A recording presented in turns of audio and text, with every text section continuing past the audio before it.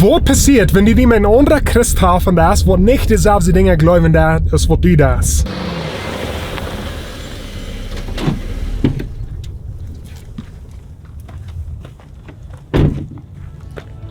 Ik lijk een beeld wat Pastor John Fayes in nach Bruggen deuten. En dat is het beeld van een raaf.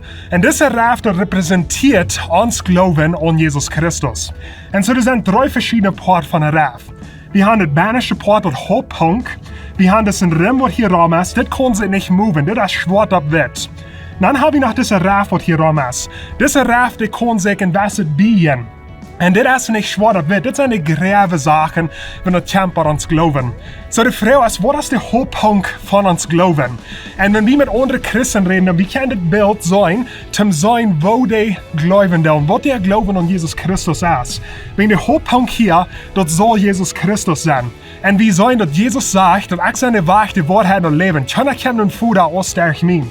En zo we zijn, du is keine weg, te mijn eeuwigheid aankomen, du is keine genoeg, bitte Jezus is de hoofdpunt. So Jesus is de hoofdpunt van ons geloven. Wenn wir den hoofdpunt hier aan de zijde van de raaf hebben, dan wordt de ganze voort schroets en haan gejaagd worden. Er wordt gleich gloed worden.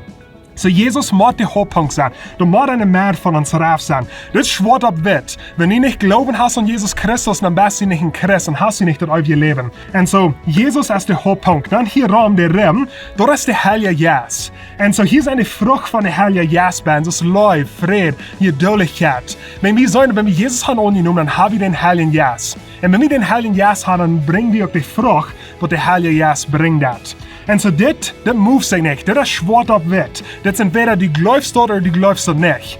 En so, dit is het hoofdpunt van ons geloven. Dan komen we bij de raaf en hier zijn al de nebenzaken.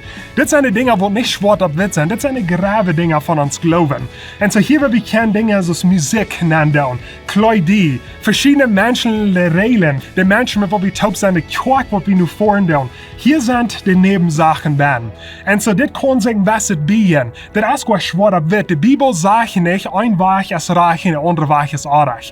Maar wat we hier moet doen en wat zoeting wil doen in ons leven, is wel nebenzaken nemen, vielleicht is muziek, en die wil het intuition voor de hoofdpunt wat Jezus is. So nu wil de muziek hier een hoofdpunt van ons geloven nemen, en Jezus ten nebenzaak maken. Jezus is gewoon maar zo wichtig. Maar wat wichtig is wat voor muziek die harken is, wat voor de muziek die in de kerk is. Wanneer je niks hast als wat we hebben, dan ben je niet een Christ. En so dat is wat zoeting wil doen. Die wil vielleicht is een nebenzaken wat hier in de raaf zijn, dat intuition ten hier in de maat nemen.